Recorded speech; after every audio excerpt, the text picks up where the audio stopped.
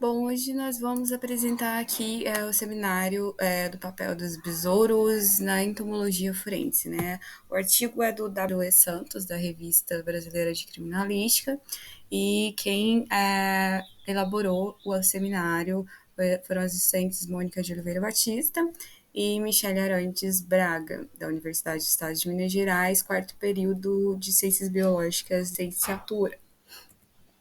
Bom, o besouro ele é da classe insecta e a gente vale muito destacar que os insetos é um grupo biológico muito abundante na Terra. Eles podem ser encontrados em uma ampla gama de ambientes, incluindo locais de crime. E esse tal fato fornece suporte à entomologia forense, né? Área que estuda os insetos e outros artrópodes associados aí principalmente aos locais do crime e cadáveres, né? Então, são principalmente a ordem Coleóptera, né, que são os besouros, e a ordem Diptera, que a gente vai ver também, que são as moscas, que elas estão trabalhando junto aí, vamos dizer, por entre parênteses, com os besouros, né? E os besouros, eles são os artrópodes, né? Da classe inseto, como a gente já tinha comentado anteriormente, e pertence à ordem Coleóptera, a maior do mundo. Essa ordem, ela é uma das maiores do mundo e ela compreende 40% das espécies conhecidas aí dos insetos e cerca de 350 mil espécies descritas dentro dessa classe. As asas, né, anteriores, elas são enrijecidas, né, possuem asas posteriores que ficam dentro, dobrados dentro da asa anterior. Eles são necrófagos, isso significa que eles se alimentam de matéria em decomposição, né, carne morta, cadáver, entre outras coisas. O aparelho bucal, né, mastigador, com mandíbulas aí bem desenvolvidas dentro da morfologia dos besouros, que garante aí esse sucesso na área forense, né, esse inventário dos cadáveres. E isso com isso eles favorecem, né, o solo, incorporando nutrientes do excremento e decomposição de organismos mortos. Bom, os besouros, os coleópteros e as moscas, como a gente já tinha dito também, eles contribuem aí, né, para a área forense, porque os insetos são geralmente os primeiros a encontrar um corpo em decomposição. Eles são atraídos pelos odores e os gases que são liberados após aí o cadáver, depois após a morte, né? Depois que o corpo falece, ele libera gases e odores e atrai. E eles utilizam, então, esses recursos aí, além de alimentar, para se alimentar, eles utilizam também para se reproduzir e desenvolvimento da prole, né? Das suas larvas. Então, a partir desse comportamento biológico e ecológico dos insetos imaturos e dos adultos também, a gente pode estimar o intervalo de pós-morte, né, o IPM, que é um intervalo entre a morte e o encontro do cadáver. Então, pode ser aí o IPM mínimo, né, que é o mais recente, quando encontrado mais recentemente, e o IPM máximo, que já é após alguns dias aí, que já está entrando em estágio de decomposição. O IPM mínimo, ele pode ser estimado a partir das análises do comprimento e peso das larvas encontradas, ou do tempo, né? As larvas mais velhas precisam aí para se desenvolver num adulto, né? No caso. E considerando em ambos os casos, né, também a temperatura, a umidade da cena do crime. Então, o EPM mínimo está relacionado mais aqui com as moscas, né, que estão entre os primeiros insetos a colonizar os cadáveres e são os indicadores mais utilizados aí para esse PM mínimo, né, quando os corpos estão em estágios iniciais de decomposição. Então, quando são encontrados em estágios iniciais, são encontradas mais moscas. Porém, a gente tem aí, deve determinar o IPM máximo, né, comparando-se a fauna encontrada no cadáver com sucessão observada em estudos realizados em habitats e sob condições climáticas mais semelhantes possíveis. E os besouros, eles podem fornecer informações úteis para o cálculo do IPM, né, no si, e principalmente em cadáveres aí de estágios mais avançados de decomposição, que a gente chama de IPM máximo. Já passam alguns dias aí que o corpo já se encontra em um estágio mais avançado de decomposição. A gente tem aí as famílias mais importantes, né, dos besouros, dos coleópteros na área forense, que são os mais encontrados, né, e vai depender muito também do que eles se alimentam e do clima. Então, os dermestids, eles são besouros necrófagos, adultos e larvas se alimentam diretamente das carcaças, com preferência por partes mais secas. Então, tem essa preferência por essa família. E os clerídeos, eles são predadores de larvas de mosca e de outros besouros também. Mas, porém, as espécies do gênero Necróbia, eles apresentam também um hábito necrófago. E com preferência, né, por carcaças, com esse hábito eles têm preferência por carcaças e cadáveres em estágios secos de decomposição.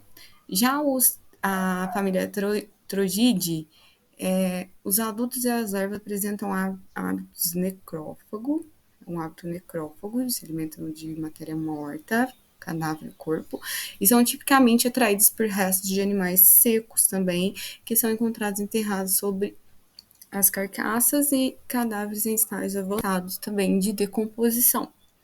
E temos a família Sylphidae.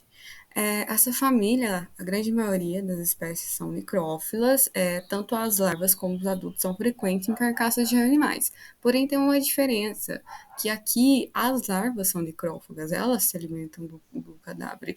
E já os adultos, eles são onívoros e predam principalmente larvas de mosca. Então, quer dizer, se as moscas chegam antes e colocam seus ovos e suas larvas, essa família, né, a espécie dessa família Sylphidae, ela vai chegar para se alimentar e aí vai botar seus ovos, né, vai colocar seus ovos no corpo, em decomposição, e dali, quando eles eclodirem, eles vão se alimentar, elas vão se alimentar diretamente do corpo. Então, aqui tem um esqueminha que eu consegui achar aí da criminalística, pelo professor Lucas Klessmann, e eu não consegui muito boa resolução, mas aqui dá para a gente mostrar. Olha, primeiro estágio aí de 0 a 2 dias, vão chegando aí moscas aí, né, das famílias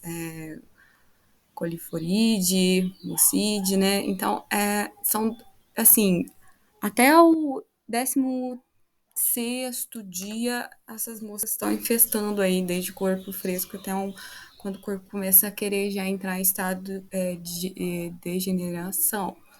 Aí aqui a gente pode observar o que foi falado sobre os besouros que se alimentam. Aqui a gente tem a família Sylphidae, né? E tem aí, caso, aqui já começa a chegar os besouros, e aqui esse besouro ele vai fazer o quê? Se alimentar das larvas das moscas que já estão ali no corpo e vai colocar seus ovos aqui no corpo e depois as larvas vão se alimentar do corpo em decomposição já numa fase mais avançada aí de 21 a 61 dias. E depois, entre os 63 a 184 dias adiante, a gente já vai ter mais outras famílias de besouro, né? Como, por exemplo, o Dermestidae, né? Que foi citado. Ele também é uma classe muito importante, aí, uma das que são mais encontradas nessa fase de restos, né? E tem grande poder aí de decomposição de corpos, né? Então, aí aqui a gente pode ver que por espécies e por famílias vai determinar um tempo de IPM mínimo, máximo, do que está sendo encontrado no local ali que o corpo está, no local do crime, ou do que o corpo se encontra. Então, a conclusão é que nos últimos anos importantes contribuições aí para o conhecimento da coleopterofauna, né, associada com carcaças no Brasil, foram dadas com pesquisas em áreas de floresta amazônica, cerrado e caatinga. Essa quantidade de dados e novos registros demonstra a importância de estudos com foco nessa ordem, né, de coleóptero. Entretanto, esses trabalhos revelam uma composição de espécies bastante diferente, principalmente em ambientes distintos. Por exemplo, vai depender do clima. Aparentemente, os besouros da família Dermestidae e da Cleridae, eles preferem, né, essa família prefere ambientes mais áridos, enquanto a família dos Sylphidae, eles são exclusivos de ambiente mais úmidos, né? Então, eles não são registrados no nordeste do país, por ser um clima um pouco mais seco. E essas diferenças, elas assinalam a importância da coleta de dados nos locais, né? Para a prática da entomologia forense no Brasil, em qualquer outra região, porque é, se você sabe que você vai coletar dados numa região onde é uma região mais seca, você já sabe o que você vai encontrar e o que você não vai encontrar ali. Então, as espécies, né, com potencial aí forense para a área, alguma área, elas apresentam potencial e não necessariamente para outra área. E vê-se que os coleópteros, eles têm grande importância numa investigação criminal, sendo os necrófagos, né, os que se alimentam de matéria morta, os responsáveis por auxiliar aí nos intervalos de pós-morte, tornando assim, uma importante ferramenta para a investigação forense. E para concluir, queria falar que além, né, disso, dessa contribuição aí, eles são importantes também aí para confirmação de hipóteses de negligência em menores idosos, né, de algum crime relacionado a isso, assim, investigações de morte por overdose de drogas, venenos ou medicamentos, né, especialmente em corpos esqueletizados ou em decomposição avançada. E até mesmo a ausência de insetos pode ser ferramenta útil aí na investigação criminal, assim como a presença de alguns poucos táxons, que pode refletir em circunstâncias especiais aí da morte que impediram talvez a colonização normal dos insetos. Então, esse foi nosso seminário, espero que vocês tenham gostado e até uma próxima. Obrigada.